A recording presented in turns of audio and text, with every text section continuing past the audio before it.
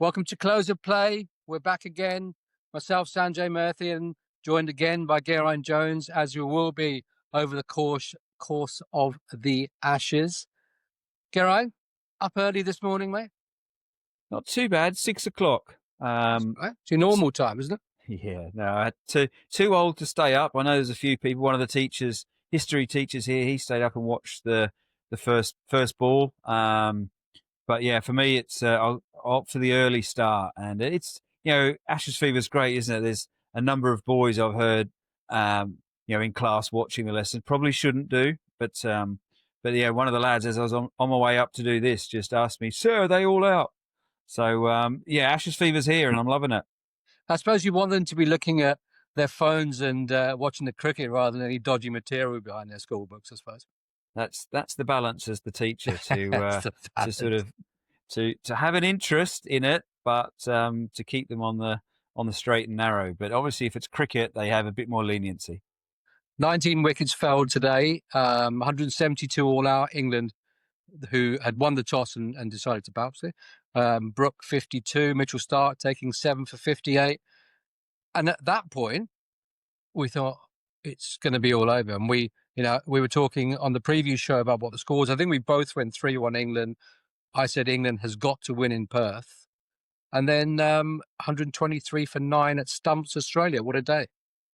Yeah, I think we talked about, for me, the anticipation of when I wake up, looking at the scorecard, and you almost look through your fingers, sort of thinking, "Uh-oh, what's gone on?" And then to see us bowled out for 170, far from ideal, because it's not what you want. Morning of the first test, day one, it's a massive boost for Aussie. But the way we came back was outstanding, and because at one point there, I thought when Smith and Marnus were together, it was made for them. Horrible sort of gritty cricket on a wicket that was a bit tricky, but then Stokesy managed his bowlers well. We went with that fire and pace, and we bowled outstandingly. And for him to pick up those 5 to leave them 9 down was completely turned it on its head. And so from a moment of despair, from waking up to finishing this afternoon, I've actually got a couple of mates out there, and they sent me a few clips, and around the time I woke up, one of them was not happy, mainly because by 12 o'clock they'd run out of lager in the stadium. So that was, one of my mates was on the cider. He wasn't happy. We'd lost, we'd been bowled out very quickly after lunch. But I imagine now, if you're in Perth and you're with the Barmy Army, it's going to be absolutely bumping. And of course, as we said last time, you know that bar quite well, don't you? Well, my wife does. I just had to go and work my way through. It's called the Lucky Shag. So if it's lucky still, what? The Lucky Shag. So excellent. Yeah, interesting name. Yeah. That's when so I don't know if they're the Barmy Army HQ for this tour, but wherever they've got their headquarters, it's going to be a lot of fun. I'll ask one of them and see if that's where they are.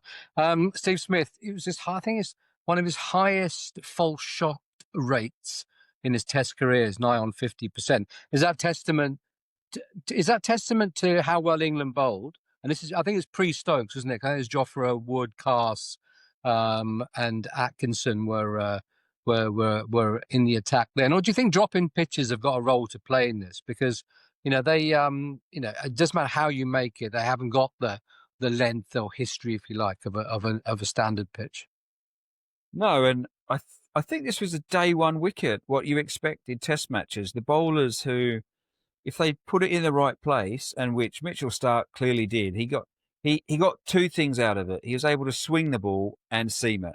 And if it's one as a batter, you can sort of work that out and you can cope with it. But when it's moving laterally off the pitch, it's at such pace, you can't sort of deal with it, or you've got to, you might get lucky and deal with inside edges, or you get unlucky and you get the outside edge. And so I thought Starc, his moving it in the air and off the pitch was what created the real sort of difficulties. And then England backed that up massively. Steve Smith got hit on the back elbow twice, which showed for me that the pitch was moving laterally.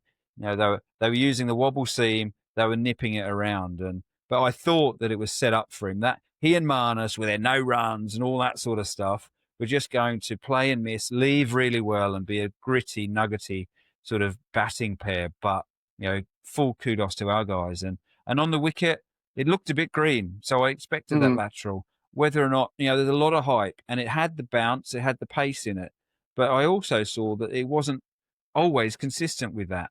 It wasn't like the balls were always flying through to Smith, sort of chest height.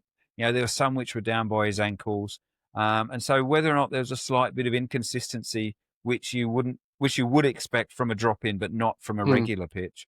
But I think the pitch definitely played a factor, as well as the high skill of the bowlers. Yeah, when India were there last year, there was 17 wickets in a day. Or India, I think they won on day 3. So, I don't think. I think our first test review show, we might have a day off. I think. I told my mates, but where you got what golf course you got booked for day 4 and 5, and Exactly. yeah, it's heading that way. You think four's a write-off as well, do you?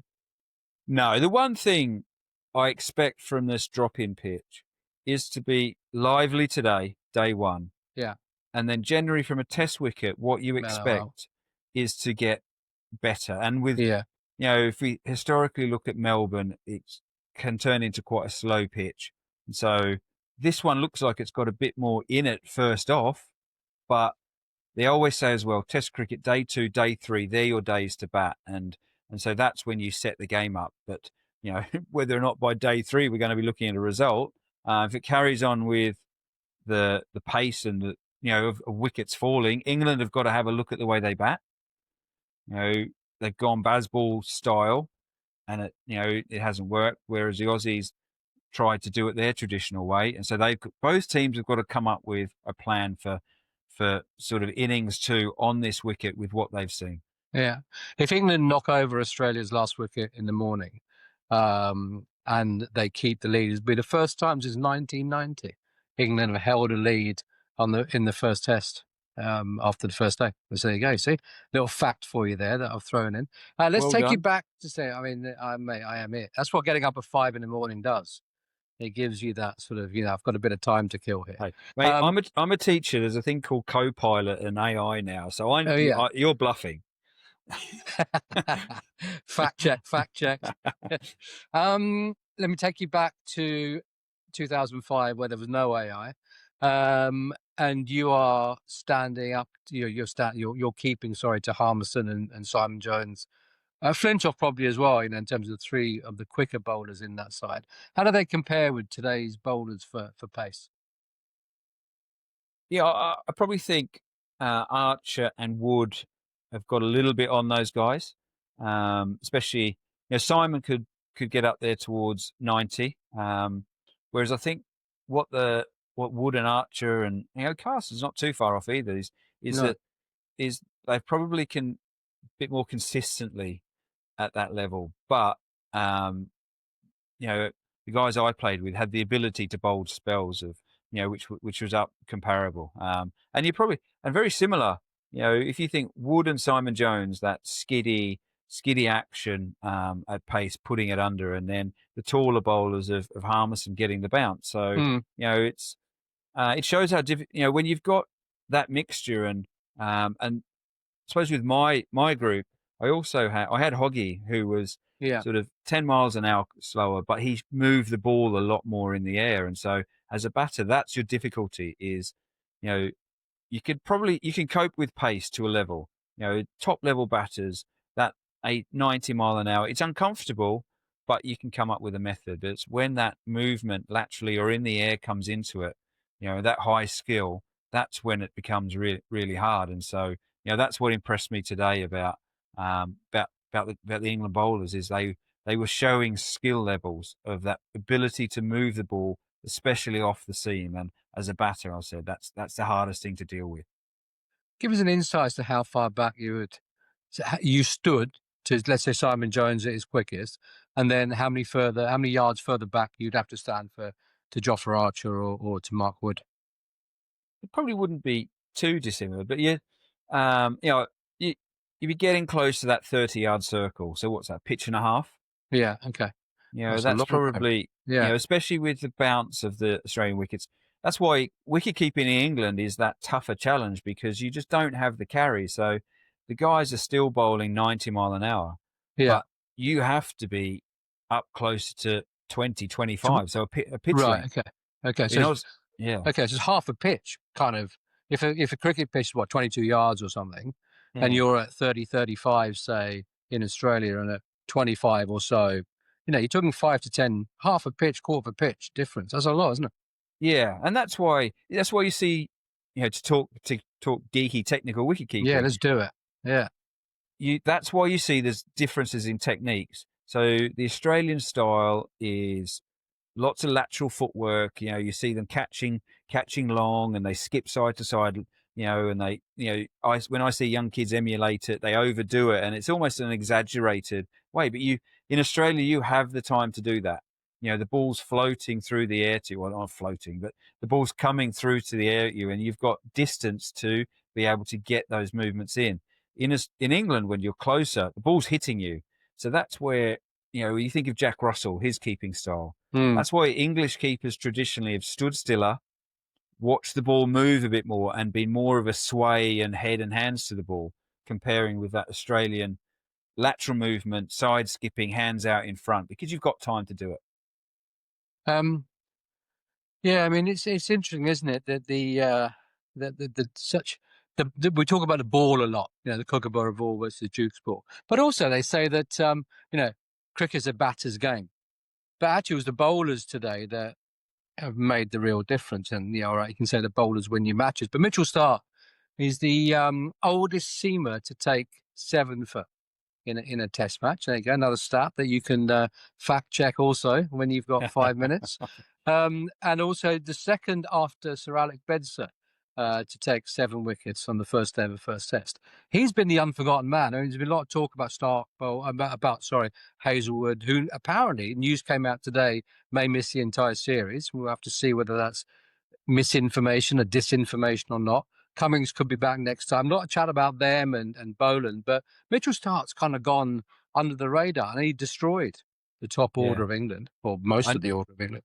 I nearly said fake news looking at you with your red cap on, but I sort of stopped. But no, I mean, there's crowbars and there's crowbars, mate. Yeah, I could actually change to Macca, couldn't I? So make cricket great again.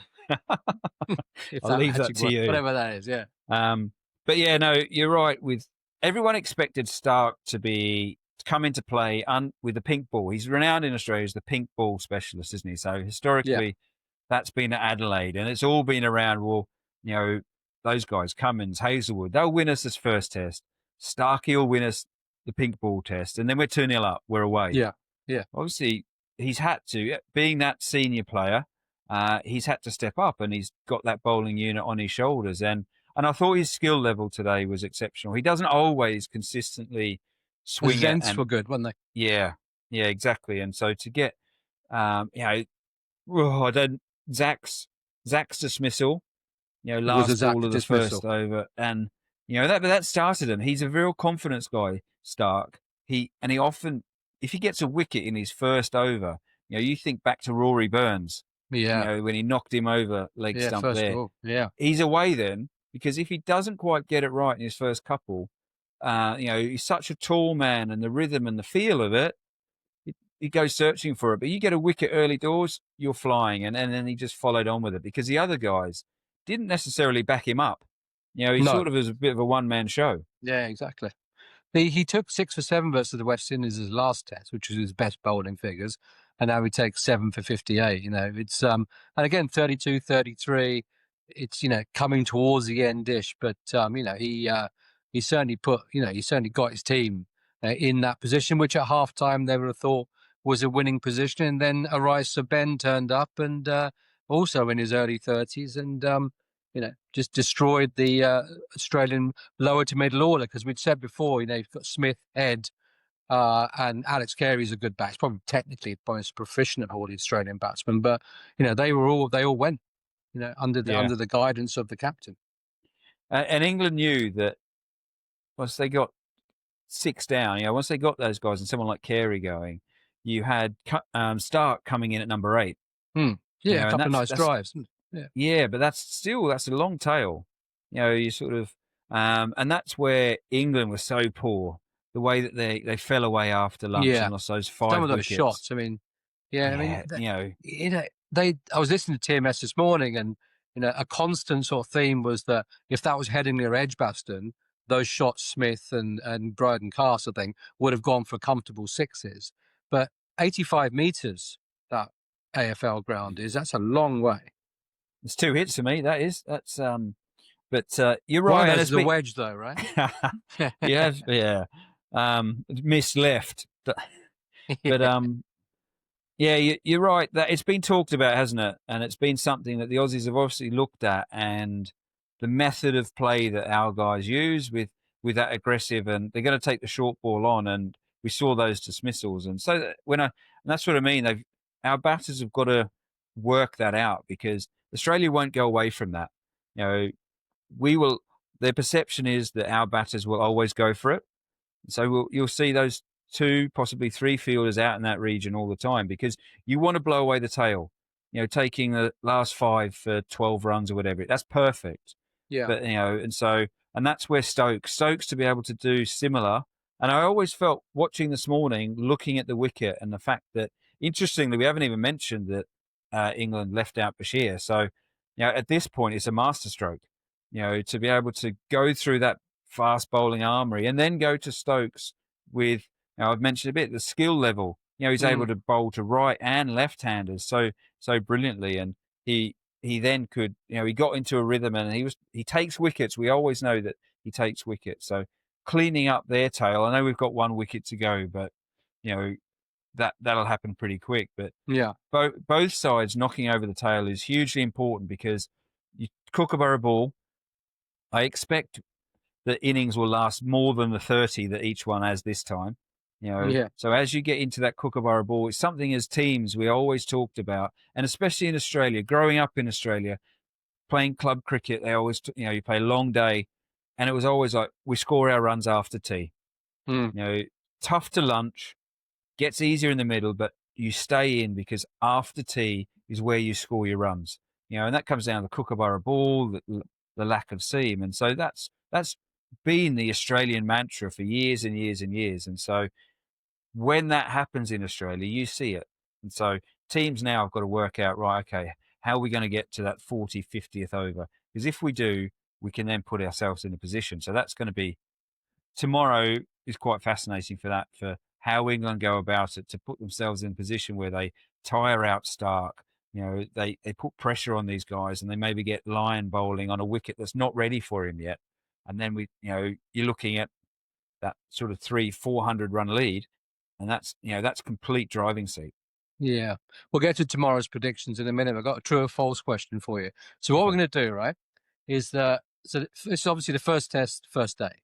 So I'm going to find a fact that I've definitely fact-checked and I haven't made up, right, about the first ever first test of a previous Ashes test. All right? You ready? Yeah. Now you just go and tell me true or false. England declared on day 1 of an Ashes test and still lost. True or false? Wow. That's trying to think of the connotations of it in terms of weather but it's day 1. It's day 1. England declares and still lost the match. Because I've heard of matches where, county matches where, you've declared your first innings, but that's because there's been rain. England declared and they still lost. Yeah, in an Ashes test, day 1. You've got to go yes. It's so random. Got to go yes. Now, what's concerning is that I think you played in it. What? Really? Day 1? Was it Edgbaston? No. No? It was Brisbane in 06. Did we? Yeah. Did we? You were playing. And now what you're going to do is actually go on your computer and check whether I'm talking out my posterior or not, or whether actually that is what happened. Were we protecting someone? Really? Yeah, there you go. You see, that's throwing you, isn't it? Oh. Before this show derails completely with you going and checking something. I got one for you. You know what I remember from that day? Yeah, go on. I'm pretty sure it was that first, because that's when, right? So so the Aussies went at me that day because I woke up that first morning of the Test match, and I was hit with this headline, and I'll quick story. So my dad came over for the 05 series. Dad, Yeah. born in Blind Ffestiniog, or grew up in Blind Ffestiniog. Welsh was his first language, England second. So throughout 05, BBC found this out and they interviewed him a few times, and he sort of self-appointed Welsh correspondent. That was his role. So he lived in Brisbane. So when we went over there for that test, he worked not far from the Gabba, came over in his lunch hour to watch the nets, and the journalist saw him, and so they went up to him and had a chatty. Dad, being naive, and he thought he'd been stitched up, but I don't. So anyway, his chat was that at the Oval, Warney dropping that catch cost Australia the Ashes, and there'd been a bit of a sort of back and forth about me playing in that first test in Australia in 06, and should I, shouldn't I? And Warney had said something like, "Oh, by playing Jones, you're going to drop the Ashes." So my dad, headline that greeted me was Jones's dad says Warne actually dropped the Ashes. Courier Mail, right? Thanks. Morning one. So you can imagine my reception walking out there.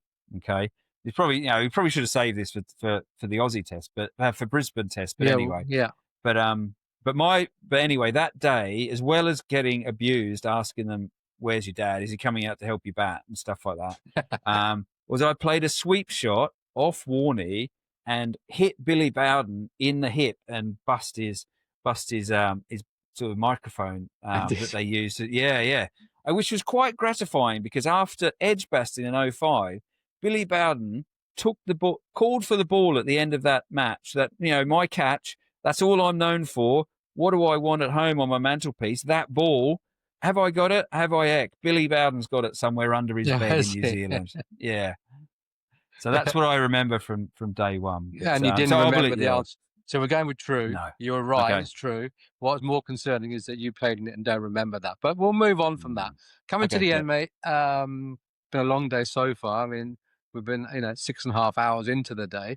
Who won what session, do you think? I think it's actually 2-1 Australia, but obviously England. Okay. Yeah, you think they won the first session? Yeah. When you take 4 wickets in the first, with 100, but as a group, as a bowling unit, if you can knock over 4 wickets, you've got the number 6 out there batting. You'll take that in Test match cricket, and then clearly post lunch was just a demolition of our batters, but then. This is where it becomes interesting when you tally up the who won what session, because if you play it out, you would think that whoever wins the most sessions wins the test match. So where it gets thrown up in the air is when you get a last session like today, which completely turned everything on its head, and England are now 50 runs ahead in the driving seat. I'll ask Alison, our producer, to keep a tally up of these things, because I'm going with 1-1. I think the first session was a draw because of the 100 runs. I take your point about the 4 wickets. Because I think 300 on the day. I'm going with a draw. Australia wins the second session. England win the third session. There you go. So no, you can't have draws, man. You can't. Is this where, as we go through the podcast, is this where we can go? Point our finger up and look at my bent finger, so I'll have to try and get it straight. But is this where the current total is? Yeah, exactly. Are we going to get to that level? Yeah. I'll see if we can get a graphic up. Okay. Yeah, fine. Okay. That's something else for us to do. Day's MVP. There's only 2, isn't there, to choose from? Choose one each. Yeah, absolutely. It was Stokes. Yeah, I'd have said. Yeah. I think Stokes, because the way that Australia were tracking them with Head. I mean, Smith, Head. And Cam Green were going well, weren't they? Because they took Australia from 30 odd for whatever to 60 or 70, and he brought himself on as the fifth bowler, and just it's taken 5. Then tomorrow's prediction. What do we think is going to happen? Well, what do we hope? Let's go with that. It's a better word. Yeah. Well, I hope Zach Crawley leaves a few. Mm-hmm. Is it in his repertoire? Well, yeah, it is. Yeah, of course it is. And he'll reflect on that. Zach's an intelligent lad. Yeah, he's a Kent guy. You are. Yeah, he will know. So, for me, if my absolute top bucket list is we knock over their last wicket within the first few overs, we go out there and, as I said, we get to tee 3-4 wickets down maybe, and then we've got our batters. Then Bazball then comes out, So then tomorrow we've got a lead.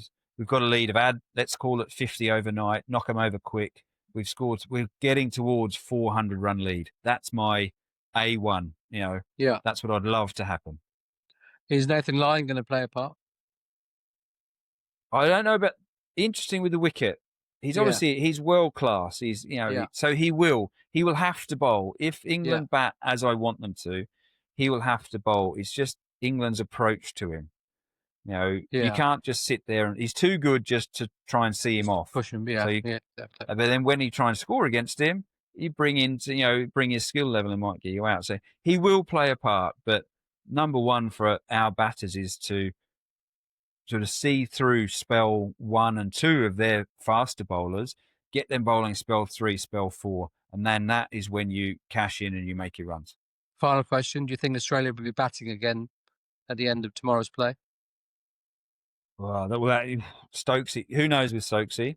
If he thinks, depends if the Optus people have had a word in his ear and they want it to go to day 4 or 5. Listen, we've got 25,000 plus or whatever his barmy army in here. We run out of beer by 12 o'clock on day 1. We've got to stock up. So so no, I don't think so. I think we'll potentially try and really grind them in and go for more of a traditional win. It's bold and it's Stokesy, it's Bazball, but no, this match will go to day 3 at least. No, good for me. England win in Perth. We move on to the Gabba. Josie, enjoy the rest of your day. I will speak with you tomorrow and we can see whether any of what we said will come true. We're going to stick with, the league table of sessions. I'm going to find out some other true or false question that may or may not be accurate. But anyway, we're going to give it a go anyway. And I will speak to you tomorrow. See you, mate. Sounds good. Yeah. Come on, England.